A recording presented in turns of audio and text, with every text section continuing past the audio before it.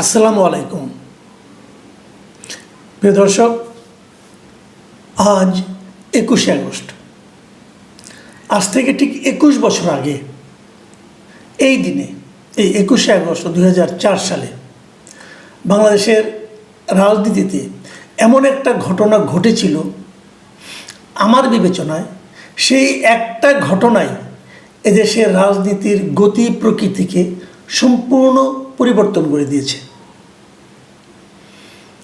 পরস্পরকে নিশ্চিহ্ন করে দেওয়ার যে রাজনীতি, সেটা আমার ধারণা 2004 সালের 21শে আগস্ট থেকে শুরু হয়েছে।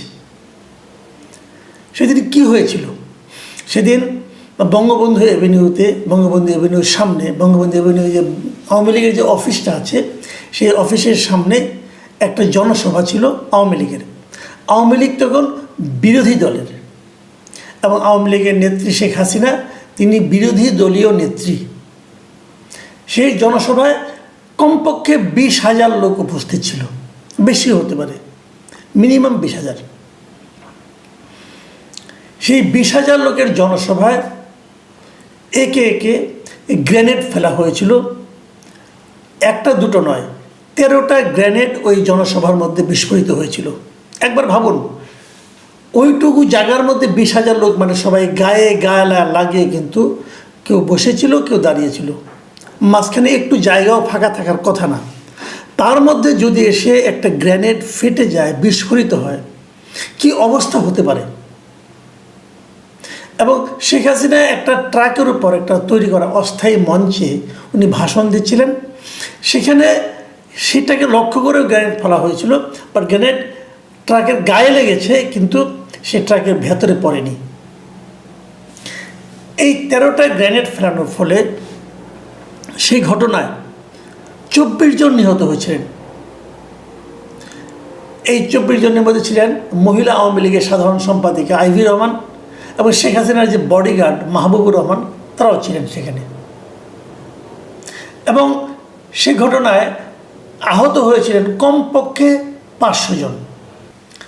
এই গ্রেনেড কে মেরেছিল, এটা নিয়ে তখন বিএনপি ছিল রাষ্ট্র ক্ষমতায়, তারা নানা রকম তদন্ত করেছিল। এবং সেই তদন্তে প্রথম তারা জজ মিয়া নামক এক ব্যক্তিকে দায়ী করলো যে সেই নাকি এই সমস্ত কাজ করেছিল, তাকে অ্যারেস্ট করা হয়েছিল। পরে যখন 111 গভর্নমেন্ট এলো, মানে তত্ত্বাবধায়ক গভর্নমেন্ট এলো, তখন 2007 সাল, সেই সময় আগের একটা মামলা 2005 সালে একটা মানে গ্রেপ্তার হয়েছিল মুফতি হান্নান নামে এক ভদ্রলোক। উনি হরকতুল জিহাদের একজন লিডার ছিলেন। উনি তখন স্বীকার করেছিলেন, গ্রেপ্তার হওয়ার 2 বছর পরে 2007 সালের নভেম্বরে এসে উনি স্বীকার করেছিলেন যে এই কাজটা হরকতুল জিহাদ আল ইসলামী তারা করেছে। তত্ত্বাবধায়ক সরকারের আমলে এই মামলার পুনঃতদন্তের একটা আদেশ হয়। তারপরে আওয়ামী লীগ এসে সেটাকে আরও অধিকতর তদন্তের ব্যবস্থা করে। 2018 সালের অক্টোবর মাসে দ্রুত বিচার আদালতে এই মামলার রায় হয়, এবং এই মামলার রায়ে 19 জনকে মৃত্যুদণ্ড দেওয়া হয়, 19 জনকে যাবজ্জীবন কারাদণ্ড দেওয়া হয়, এবং আরও 11 জনকে বিভিন্ন মেয়াদে কারাদণ্ড এবং অর্থদণ্ড দেওয়া হয়। এটা 2018 সালে। এবং সেই মামলাটা পরবর্তী সময়ে, এই যে পট পরিবর্তন হলো, শেখ হাসিনা বিদায় নিল, এই বিদায় নেওয়ার পরবর্তী সময়ে এই মামলার তো কতগুলো স্তর আছে। একটা বিচারিক আদালতের মামলা, তারপর হাইকোর্টে যায়, তারপরে সুপ্রিম কোর্টে যায়। যখন এটা হাইকোর্টে আসলো, তো গত ডিসেম্বর মাসের 1 তারিখে এটা নিয়ে একটা রায় হয় হাইকোর্টের। এবং সেই রায়ে হাইকোর্ট আদালতে, বিচারিক আদালতে যে রায়টা দেওয়া হয়েছিল, সেই রায়কে বাতিল করে দেয়। বাতিল করে দেওয়ার ফলে এই মামলা যত আসামি ছিল সবাই খালাস পেয়ে যায়। এখন এর মানে কিন্তু মামলা শেষ হয়ে যাওয়া নয়, এই কারণে যে তারপরে এই মামলাটা আপিল হয়, আপনার সুপ্রিম কোর্টে আপিল বিভাগের আপিল হয়। সে আপিলেও শুনানি হয়েছে কয়েক দফা, এবং শুনানির পর আগামী 4 তারিখে, মানে আগামী সেপ্টেম্বরের 4 তারিখে এই শুনানিতে সুপ্রিম কোর্ট থেকে আপনার আপিল বিভাগের রায়টা পাওয়া যাবে। প্রশ্ন হলো, হাইকোর্ট যখন রায়টাকে বাতিল করে দিল, তার মানে কি? তার মানে যত আসামি সবাই মুক্তি পেয়ে গেল। এখন তাহলে কি ওখানে কোনো ঘটনা ঘটেনি? তাহলে কি কেউ মারা যায়নি? তাহলে কি আইভি রহমানের মৃত্যু হয়নি? যে যাদের মৃত্যুর কথা বলা হচ্ছিল তারা কি সবাই এমনি এমনি মারা গেছে? মানে কোনো আসমানি গজবে মারা গেছে তা তো যায়নি, মৃত্যু তো হয়েছে, মৃত্যুর তো বিচার হওয়া উচিত, তাই নয় কি? তো এখন সবাই তো মুক্তি পেয়ে গেল, তাহলে ঘটনাটা কী দাঁড়ালো? সেই মুক্তি পাওয়ার রায়টা টিকবে কি টিকবে না, এটা আপিল শুনানির পর এখন হয়তো 4 তারিখে রায় দেবে সুপ্রিম কোর্ট। কিন্তু তার আগে আরেকটা কথা বলা দরকার, যেখানে রায় দেওয়া হয়েছে হাইকোর্টে, হাইকোর্টের রায় আসলে কী বলা হয়েছে? হাইকোর্টের রায়ে কিন্তু সবাইকে বেকসুর খালাস দেওয়া হয়েছে, এই বলে তারা কেউ অপরাধ করেনি তা কিন্তু বলা হয়নি।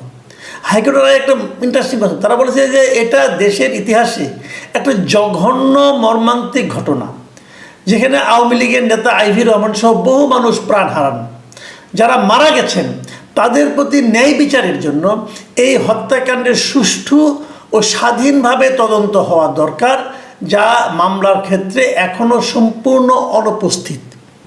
এর অর্থ হলো যে হাইকোর্ট বলতে চাইল যেভাবে মামলাটা তদন্ত হয়েছে এবং যে তদন্তের উপর নির্ভর করে রায় দেওয়া হয়েছে, সেই তদন্তটাই যথাযথ হয়নি বলে হাইকোর্টের কাছে মনে হয়েছে, এবং হাইকোর্ট এটাকে আরও যথাযথ তদন্ত করার জন্য প্রয়োজনীয় পদক্ষেপ নেওয়ার জন্য এই মামলার বিষয়গুলো ব্যাপারে তারা স্বরাষ্ট্র মন্ত্রণালয়কে জানিয়েছে, তোমরা এটার ব্যাপারে আরও ডিটেল ইনভেস্টিগেশন করো। এখন ইনভেস্টিগেশন হবে, কিন্তু এখন যে কথাটা আমি বলতে চাচ্ছি যে কেন এই ঘটনাটাকে আমি এত গুরুত্বপূর্ণ বলছি। দেখুন, আওয়ামী লীগ কিন্তু তার পরপরই ক্ষমতায় আসে, 2009 সালে তারা ক্ষমতা গ্রহণ করে তারা কিন্তু শুরুর থেকেই বলে আসছিল যে এই হত্যার সঙ্গে বিএনপির জড়িত আছে। আবার বিএনপির দিক থেকে উল্টোভাবে বলা হচ্ছিল এই হত্যাটা আওয়ামী লীগের লোকেরাই নিজেরাই নিজেদের অন্তর্দ্বন্দ্ব কলহিত করা হয়েছে। আরেকটা থিওরি ছিল যে নাকি মানে ভারতীয় গোয়েন্দা সংস্থা নাকি এই কাজটা করেছে, এবং তারা এটাও বলছিল যে আওয়ামী লীগ এবং রয়ের যে এই ঘটনার পেছনে দায়ী করার যে ব্যাপারটা, সেখানে তারা একটা লজিক দিয়েছিল যে এত লোক মরলো, শেখ হাসিনা কেন মরলো না, মানে শেখ হাসিনা মরলে প্রমাণ হতো যে এটা আওয়ামী লীগ অথবা করে নি। যাই হোক, এই ধরনের কথা, নানা কথা কিন্তু বলা হচ্ছিল। এর মধ্যে আরেকটা কথা বলা হচ্ছিল যে এই মামলা, এই মিটিংটা তো এখানে হওয়ার কথা ছিল না, মিটিংটা হওয়ার কথা ছিল আপনার মুক্তাঙ্গনে, সেখান থেকে মিটিংটা এখানে শিফট করলো কেন, তাহলে সবে কি প্রিপ্ল্যান্ড এরকম। আবার কেউ কেউ বলছিলেন শেখ হাসিনা নাকি নিজেই ভ্যানিটি ব্যাগে করে গ্র্যান্ড নিয়ে গিয়েছিলেন, তারপরে ফুটিয়ে একটা মানে নাটক করেছেন। এই সমস্ত নানা কথা বলা হয়েছে। কিন্তু একটা কথা ভাবুন, বাংলাদেশে যেটা হয়, যারা ক্ষমতায় থাকে তাদের ভাবনাটাই কিন্তু বিভিন্ন প্রশাসনের বিভিন্ন অংশ, বিভিন্ন শাখা, তারা কিন্তু সেটাকেই বাস্তবায়ন করার চেষ্টা করে এবং সেটাকে বলার চেষ্টা করে এবং বলে থাকে। তখন যেহেতু শেখ হাসিনা ছিলেন ক্ষমতায়, অতএব প্রকৃত তদন্ত হয়েছে কি হয়নি আমি বলতে পারবো না, কিন্তু এটা বলতে পারি তারা কিন্তু এটাকে রাজনীতিকরণ করেছেন অনেকটা, এটা আমি মনে করি পার্সোনালি। এবং সেই রাজনীতিকরণ করতে যেয়ে তারা বিএনপির প্রতি দায় চাপিয়েছেন, বিএনপি জামাতের প্রতি দায় চাপিয়েছেন, এবং সেই অনুযায়ী তারেক রহমানকেও এই মামলা আসামি করা হয়েছিল এবং ওনাকেও যাবজ্জীবন কারাদণ্ডে দণ্ডিত করা হয়েছিল।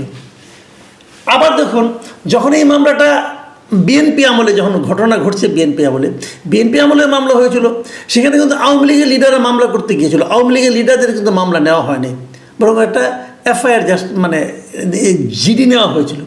তারপরে মামলা করেছিল আসলে পুলিশ বাদী হয়ে, সেই পুলিশের বাদী হয়ে মামলা তারা কিন্তু যে তদন্ত করেছিল, সেই তদন্তটা ছিল নানা ধরনের নাটকীয়তায় ভরপুর, এবং বোঝাই যাচ্ছিল এই তদন্তে আসলে প্রকৃত আসামিকে ধরা যাবে না।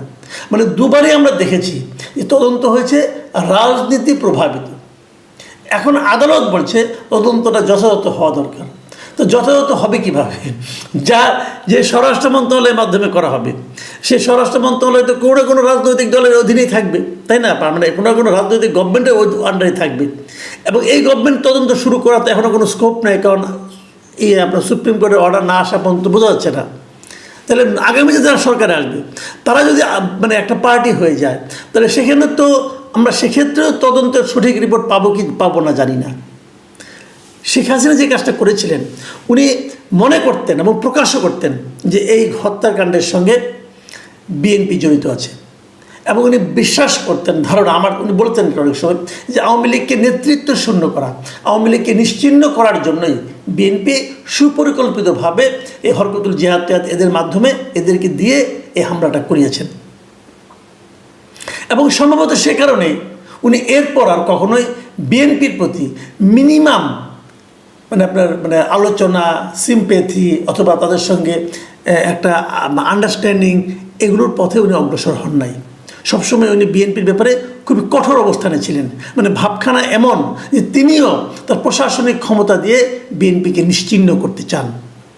এটি আমরা দেখেছি পুরো 15 বছর ধরে। এখন পট উল্টে গেছে। এখন সামনে কি হবে সেটা হলো দেখার বিষয়। আমি কেবল একটা কথা বলবো, যে একটা অঘটন যখন ঘটে, এর চেয়ে বড় অঘটন তো হতে পারে না। একটা ঘটনায়, একটা জনসভায় 13টা গ্রেনেড, 24 জনের মৃত্যু, 5 শতাধিক আহত, এর চেয়ে বড় অপরাধ তো আর হতে পারে না। এত বড় একটা অপরাধ ঘটেছে। কিন্তু আপনি হয়তো বলবেন যে অমুক জায়গায় 1200 মারা গেছে, অমুক জায়গায় 30 লক্ষ, সবই গেছে, কিন্তু একটা সিঙ্গেল ঘটনায়, একটা মিটিংয়ের মধ্যে এরকম বোমা মারা, এটা আমার কাছে অবিশ্বাস্য লাগে। কিন্তু এটা তো হয়েছে। এর বিচারটা কেন আমরা পাচ্ছি না? যদি এই বিচারটা না হয়, যদি কোনো পলিটিক্যাল গভর্নমেন্টের বিচার করতে না পারে অথবা না করতে চায়, সেটা আমাদের রাজনীতির জন্য একটা বড় অশনিসংক হিসাবে থেকে যাবে ইতিহাসে। এই জায়গা থেকে আমরা মুক্তি চাই। আমার কথা হলো যে আপনি একটা রাজনৈতিক দলকে নানাভাবে নিশ্চিহ্ন করতে পারেন। আপনি দেখে ভোটে যে মানুষের মতামত নিয়ে আলোচনা করেন, কিন্তু এভাবে গ্রেনেড মেরে একটা দলকে নেতৃত্ব শূন্য করা, এটা কোনোভাবেই গ্রহণযোগ্য নয়। ঠিক এই বিষয়টা নিয়েই আমরা আগামীতে অপেক্ষা করতে চাই, দেখতে চাই যে আসলে এর কোনো সুবিচার হয় কিনা। 4 তারিখে তো একটা প্রাথমিক রায় হবে। তারাও হয়তো ওই আরও ভালো অধিকতর তদন্তের কথা বলবে। অধিকতর তদন্তকে আমিও সমর্থন করি। তদন্ত হওয়া দরকার, সুবিচার পাওয়া দরকার। প্রিয় দর্শক, এখানে পর্যন্ত।